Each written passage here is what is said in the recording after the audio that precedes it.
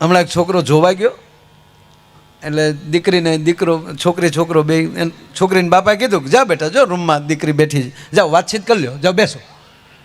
તે બે વળે આમ, અને એમાં જે પહેલી વાર મળે ને એ તો આપણે એવા લાગે કે ઓહો, પહેલી વાર ને એવો ડાયો હતી ને બેઠો.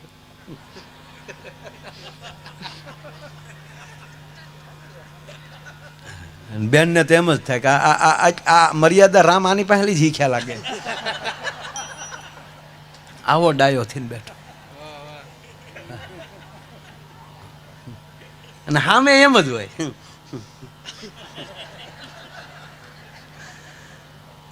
એટલે બે બેઠેલા, એટલે ધીરે ધીરે પૂછે ને, એટલે આ છોકરાએ પૂછવાનું ચાલુ કર્યું કે રચોઈ ફાવે છે? છોકરે પૂછ્યું, રચોઈ ફાવે છે? દીકરીને પૂછાય રસોઈ ફાવે છે? છોકરાને પૂછાય ગાળ્યું આવડે? દીકરીને રસોઈ આવડતી જ હોય, કે પૂછવાનો મુદ્દો ન હોય. રસોઈ ફાવે છે? એટલે દીકરી કીધું હા, પણ આ દોઢો હાવ જોઈ લેવાય, વાત કરી લેવાય, વ્યવહાર કરી નખાય આ સમયમાં બેટી બચાવો અભિયાનમાં. બાકી ઘણા 45 પગ્યા નથી ખ્યા હજી. હા, અમારે એક જણો હતો, એટલે કે કીધું કે હું ગ્રેજ્યુએટ છું તો કમસે કમ મારે ગ્રેજ્યુએશનવાળા તો જોવે ને, નહીં ત્યારે મારે કવિતાઓને કોણ સમજી શકે? પાછો તાજો કવિ થઈ ગયેલો, મારી કવિતા અને મારા મર્મોને સમજનાર તો જોવે ને. એવું ગોતવા માર્યો ને તો 35 વર્ષે પગ્યો. પછી કીધું 12 પાસ છે તોય ચાલ છે. એ વરસ ગોચ્યું તો એ ન મળ્યું. પછી કીધું અક્ષર જ્ઞાન આપણે આપશું.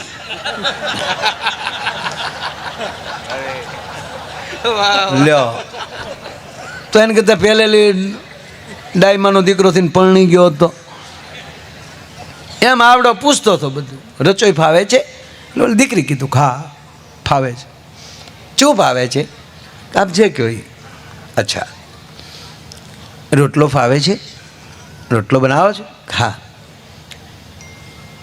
રોટલો, લાપસી, દાળ ભાત, ખીચડી, આ એટલી વસ્તુ કહી દે ને એને બધું આવડતું હોય.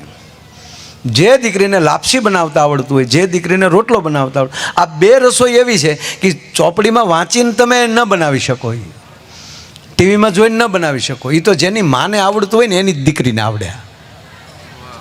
હા, રોટલો બનાવે તો બાપા રાજસ્થાનના શિલ્પકારની તાકાત નથી કેવી આમ ભાત પાડીએ, કે હાથમાં વીટીને વેઢ પહેરે ને એની આમ ભાત પડતી જાય રોટલા ઉપર, ત્રાંબાના પતરા જેવો પડ, ભાંગવાનું મન ન થાય. અને આ ઘરે રોટલાને ચોપડો, ત્રીજા ઘરે ખબર પડે કોકના ઘરે રોટલો ચોપડાનો. હા, અમુક બહેનો ગામડામાં આવ્યા હતા રોટલા શીખવા, શહેરના બહેનો, કે અમારે રોટલા શીખવા છે. આપણી બહેનો કે તો વયું આ આવો. ત્યારે બેઠા ચૂલા હતા, આપી કાથરોટ, કે આમાં નાખો પાણી, નાખો મીઠું, નાખો લોટ, એને આવી રીતે મહળો, ગોળ પીંડો કરો. ગોળ પીંડો કર્યો, પછી કીધું કે ટ્રેક્ટરના પૈડા જેવું કરો. તે બાવી પાસે ટ્રેક્ટર નહોતો જોયા, પાછા ગામમાં લાવ્યો, આ ટ્રેક્ટર, આ પૈડા.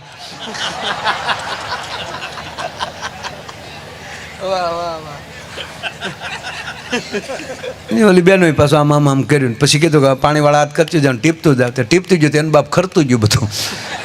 3 ટ્રાય કરી, પછી આપણી બેનું કાથરડ ક્યાંય લીધી, કીધું ધાબડી આ કરો. તાક પણ અમારે ટિફિન શીખવા હોય તો, તાક ટિફિન શીખવા હોય તમારે એકવાર મરવું પડે ને, અમારી માના કુખે તમારે જન્મ લેવો પડે સાહેબ. આ તાકાત છે. હા, એટલે આ દીકરીએ કીધું બધું આવડે છે, ચરચ. હવે ન્યાલિયા પાછો વળે તો વાંધો નહીં, પાછો ચાલુ થયું. બાજરાના લોટનું શું બને? એટલે દીકરી કીધું કે રોટલા બને, પાપડે બને. જે જે રોટલું બનતું હતું બેનું નક્કી કરી લેજો, ખોટું હું મારે લાંબુ કરવું. એના લોટનું જે બનતું થઈ કીધું, બોલો કે ઓકે. હમણાં આપણા 1-2 ધારાસભ્ય ખબર ને ઓલું હિન્દીમાં ડખો થાય છે, હરખું હિન્દી નથી બોલતા, ભેગું ગુજરાતી બોલે આવો આવે ને. હમણાં મને ટીવી વાળાએ જોડ્યો કે આ ભાઈઓ આપણા સ્વર્ગસ્થ રૂપાણી સાહેબના પણ વચ્ચે એવું બનેલું કે ઇન્ટરવ્યૂ આપતા હોય હિન્દીમાં ને ગુજરાતી બોલે વચ્ચે, એટલે માણસોને કે હમણાં કાંતિભાઈનું નામ જો લે આપણે મોરબી, હમણાં મને પૂછતા હતા બધા, મને કે યાર હિન્દી નથી આવડતું, વચ્ચે ગુજરાતી બોલે. હવે સાંભળજો સાહેબ મારો જવાબ. મેં એમ કીધું કોઈ પણ માણસ હિન્દી બોલતો હોય તો વચ્ચે અંગ્રેજી બોલે કે નહીં? હે, વચ્ચે અંગ્રેજી બોલતો જ હોય, હિન્દી બોલતો હોય ને વચ્ચે અંગ્રેજી બોલે, એને તમે VIP કહો. તો ખરેખર તો ભાષાનું ખંડન થયું જ છે. એ શુદ્ધ હિન્દી નથી બોલ્યો, વચ્ચે અંગ્રેજી બોલ્યો છે. તો વચ્ચે અંગ્રેજી બોલે એને તમે VIP કહો. મેં કીધું તો કોઈ હિન્દીની વચ્ચે મારી માતૃભાષા ગુજરાતી બોલે એનું તમે ખંડન કરી શું કામ શકો સાહેબ? એનું ગૌરવ કેમ નથી લેતા કે આપણો નેતા આપણી ગુજરાતી નથી ભૂલ્યો? ઊંધું હું કામ લ્યો છો? એક જણાએ ગાંધી બાપુને ફરિયાદ કરી. ગાંધી બાપુ ને ત્યારે, અત્યારની વાત નથી કરતો, બાપુ જીવતા હતા તે દે ભાઈ, કે બાપુ આપણા ખાદી પહેરવા વાળા પીવે બહુ કોક કોક, આવું ગાંધી બાપુને ફરિયાદ કરી. ત્યારે ગાંધી બાપુએ કીધું કે એની કરતાં એમ કહો ને કે પીવાવાળાએ ખાદી પહેરવા મળ્યા, કોક દી હારા થાય. સાહેબ આ ગાંધી બાપુ, એમાં ગાંધી બાપુ ને વલ્લભભાઈ ને બધા બેઠેલા, સરદાર વલ્લભભાઈ પટેલ. અને હા હકીકતની વાત કરું સાહેબ, ગાંધી બાપુને વાંચજો, મજા આવે. હળવી વાંચવાની, ઓલી ગહન વાતોમાં તમારે પછી વાંચજો, પણ હા હળવી પલું.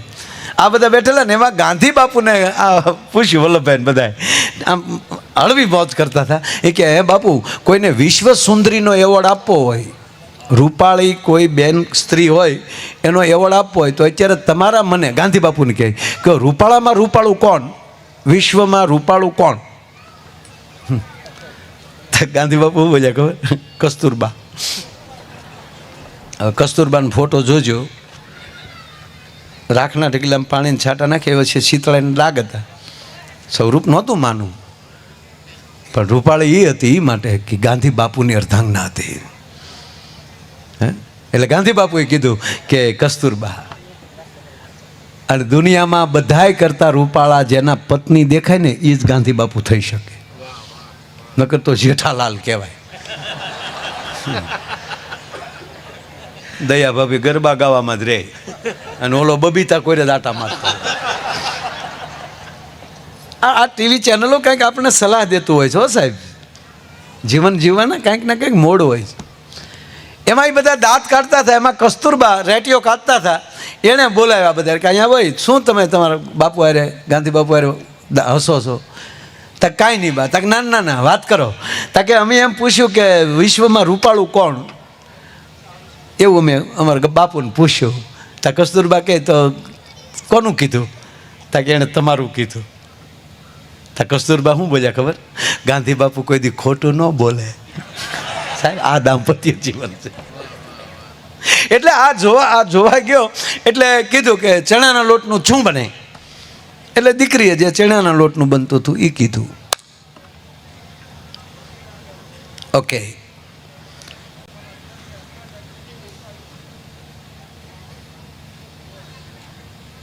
ચોખાના લોટનું શું બને? દીકરી કીધું એને પાપડ બને, શીરો બને. પણ દીકરીને એમ થયું કે આ વ્યવહાર કરવા આવ્યો કે આને હોટલ કરવી હે ને? હા, એટલું બધું પૂછે શું કામ? હવે ન્યાલી પાછો વળે તોય વાંધો નહીં, પણ આ તાજો સુધરેલો પાછું પૂછ્યું કે માની લ્યો કે આપણા ઘરે મહેમાન આવ્યા હોય તો તમે શું કરો? એટલે દીકરી કીધું કે ચાનો ટાઈમ હોય તો ચા પાવ, જમવાનો સમય હોય તો જમાડું. જમવાનો જ સમય છે તક તો જમાડું. આપણા ઘરમાં લોટ ન હોય તો શું કરો? તાકે ગાયે ગા મહેમાનને ખબર ન પડે એમ દળી નાખું. ઘરમાં બાજરો ન હોય તો, અનાજ ન હોય તો તમે શું કરો? તાકે તમને મહેમાનને ખબર ન પડે એમ વાટકી વ્યવહાર કરીને પાડોશીમાંથી ઊંચીનું લઈ લઉં, પણ મહેમાનને ભૂખ્યા ન જવા દો. આપણે પાડોશી સાથે સારા સંબંધ ન હોય તો તમે શું કરાવો? એ કે તમને મહેમાનને ખબર ન પડે એમ દુકાનેથી લઈ આવવું. આપણા ઘરમાં એક પણ રૂપિયો ન હોય તો તમે શું કરાવો? ઉધારે લઈ આવવું. આપણો વ્યવહાર જ ન હોય તો તમે શું કરાવો? તક મારા બાપે જે ઘરેણા આપ્યા ને એ વેચી નાખું પણ મહેમાનને ભૂખ્યા ન જવા દઉં. તમારા ઘર એમ ગળામાં એક પણ ઘરેણું ન રહ્યું હોય તો તમે શું કરો? દીકરી કે હું વાસણ વેચી નાખું બાકી મહેમાનને ભૂખ્યા ન જવા દઉં. આપણા ઘરમાં ઠીકરાના વાસણ સિવાય બીજું કાંઈ ન હોય તો શું કરો? એટલું બોલ્યું તો બાઈએ ત્રણ ફડાકા માર્યા. નીકળે લુખા બહાર નીકળ. તો હું તારા ઘરમાં આવીને મારે એરું પકડવા? તારા બાપ તારા ઘરમાં લોટ ન હોય, તારા ઘરમાં પૈસા ન હોય, મારા ઉપર ઘરેણું ન રહેવા દે, ઘરમાં ઠીકરાના વાસણ સિવાય ન હોય, પાડોએ હારા સંબંધ ન હોય તો તારું ઘર માંડે કોણ? ભોજ્યો ભાઈ નિકાલ. બહાર આવીને એને બાપાને કીધું કે ઇન્ટરવ્યુ લીધા વગેરે આવા લુખાવને ન આવવા દેવા. ચૂ કરો તારા બાપના સાઈજા લો ઊભી ઊભી. વાહ વાહ વાહ વાહ વાહ, બહુ છે.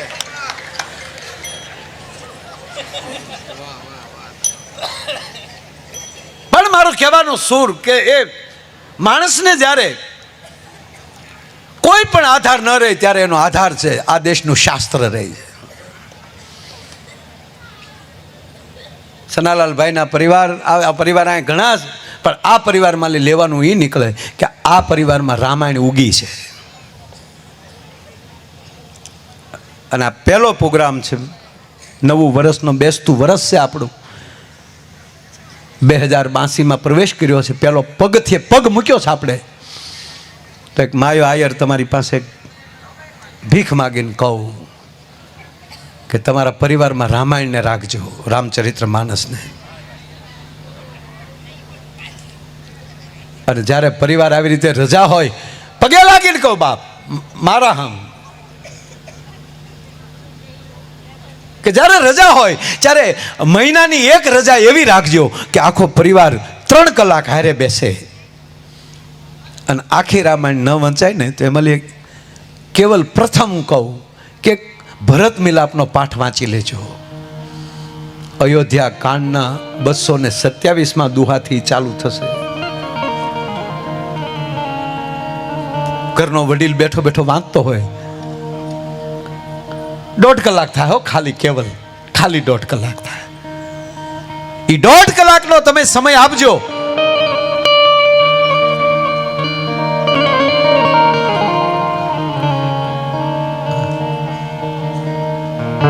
આ વાત કરતો ત્યારે ઘડીક કોઈ આડાવડું ન થાય. આ સલાહ નથી દેતો, આ જરૂરી છે. 5 કરોડ ઓછા હશે તો હાલશે, પણ 5 સંસ્કાર ઓછા હશે તો નહીં ચાલે.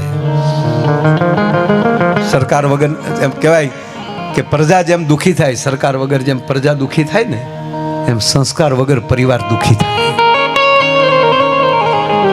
તમારા પરિવારનું હેન્ડલિંગ, તમારા પરિવારનું સંચાલન તમારા સંસ્કાર કરતા હોય છે. આ સંસ્કાર બેઠો છે ને સાહેબ, આ 1.5 કલાક લાગે પણ મારે તમારે એ 2 મિનિટમાં મારી વાત કેવી છે તમે સાંભળો ન સાંભળો તમને મુબારક. હું સાંભળે, હું બોલું, હું સાંભળું ને બાબુ. રામાયણની બહાર ન નીકળી શકો તમે. આ દેશનો ગ્રંથ એવો છે